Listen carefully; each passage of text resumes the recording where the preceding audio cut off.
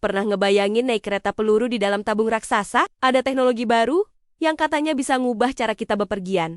Bukan sekadar cepat, tapi revolusioner. Namanya Hyperloop. Kapsul besar yang melaju dalam tabung nyaris tanpa udara, secepat jet pribadi, tapi tanpa terbang. Bayangin kamu tinggal di Surabaya, kerja di Jakarta, dan bolak-balik dalam hitungan menit. Nggak pakai macet, nggak pakai turbulensi, nggak pakai drama delay. Tapi ini bukan cuma soal kecepatan. Ini tentang mengubah pola hidup, cara kerja, bahkan cara kita memandang jarak. Dan yang bikin menarik, teknologi ini beneran lagi dikembangin. Sekarang juga. Tapi siapa sih yang pertama kali kepikiran bikin kereta kayak gini? Pakai sabuk pengaman kamu. Karena kita akan meluncur sekarang.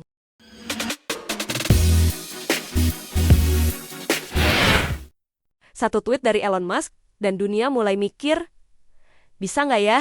Tahun 2013, Elon Musk lempar konsep baru, bukan mobil listrik, bukan koloni Mars, tapi transportasi yang katanya lebih cepat dari pesawat. Idenya, bikin kapsul ngambang dalam tabung vakum. Dilontarkan pakai motor linear. Udara di dalam tabung disedot sampai tipis banget, supaya hampir nggak ada gesekan. Hasilnya, kapsul bisa meluncur tanpa hambatan, nyaris melayang, dan tetap stabil. Bukan cuma ide liar, dokumennya dirilis gratis. Dan banyak perusahaan langsung tertarik buat realisasiin. Hyperloop muncul bukan sebagai produk komersil Elon, tapi sebagai tantangan terbuka buat seluruh dunia. Hyperloop bisa jadi transportasi tercepat dan paling bersih. Hyperloop dirancang nggak cuma buat ngebut, tapi juga buat hemat energi dan nol polusi. Karena melaju dalam tabung tertutup, gangguan angin dan cuaca nggak ngaruh. Dengan teknologi levitasi magnetik dan motor listrik, sistemnya hampir tanpa suara dan bebas emisi karbon.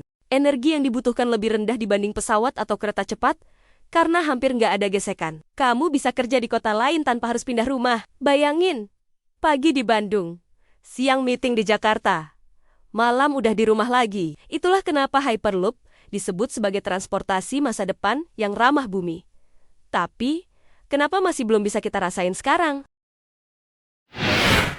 Kalau ini revolusioner banget, kenapa belum jalan juga? Mewujudkan Hyperloop ternyata nggak semudah bikin prototipe. Biaya jadi tantangan pertama. Tabung vakum raksasa, sistem levitasi, dan jalur khusus butuh dana jumbo.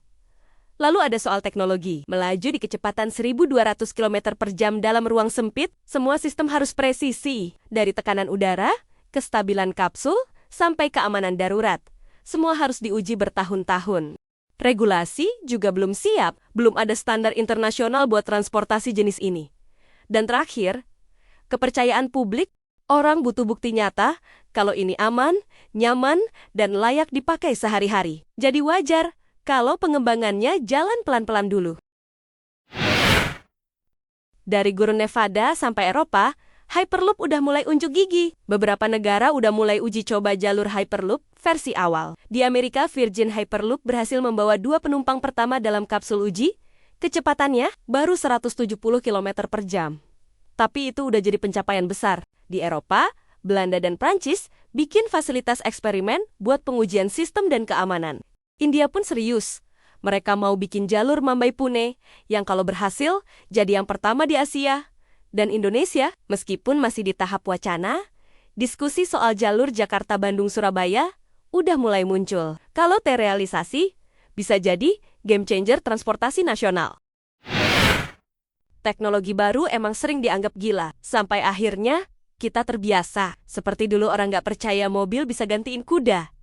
Atau pesawat bisa bawa manusia ke langit. Hyperloop mungkin sekarang masih terlihat mustahil. Tapi perubahan besar selalu dimulai dari mimpi yang aneh. Kalau semua berjalan lancar, dalam 10-20 tahun, naik Hyperloop bisa jadi hal biasa. Gaya hidup bisa berubah total. Kita nggak perlu tinggal di kota besar cuma buat kerja. Mobilitas bakal lebih cepat, efisien, dan ramah lingkungan. Dan siapa tahu, Indonesia bisa jadi negara pertama di Asia Tenggara yang punya Hyperloop aktif. Semua teknologi hebat. Dulunya cuma ide yang ditertawakan. Hyperloop bukan sekadar kapsul cepat. Ini lambang ambisi manusia untuk terus maju. Bukan soal kereta, tapi soal revolusi cara hidup. Hari ini mungkin belum nyata, tapi inovasi butuh waktu dan keberanian. Kalau generasi sebelumnya bisa ciptain pesawat, mobil, dan roket. Kita mungkin generasi yang nyaksiin kelahiran Hyperloop. Gimana menurut kamu? Mending tetap pakai transportasi konvensional? Atau siap melesat ke masa depan? Tulis pendapatmu di kolom komentar ya. Jangan lupa tekan like kalau kamu penasaran pengen nyobain Hyperloop ini. Dan subscribe channel ini, supaya kamu nggak ketinggalan cerita teknologi masa depan, proyek raksasa, dan fakta menarik lainnya yang bikin kita semua kagum. Gas terus yuk! Jelajahi hal-hal seru lainnya bareng kita. Sampai ketemu lagi di video berikutnya.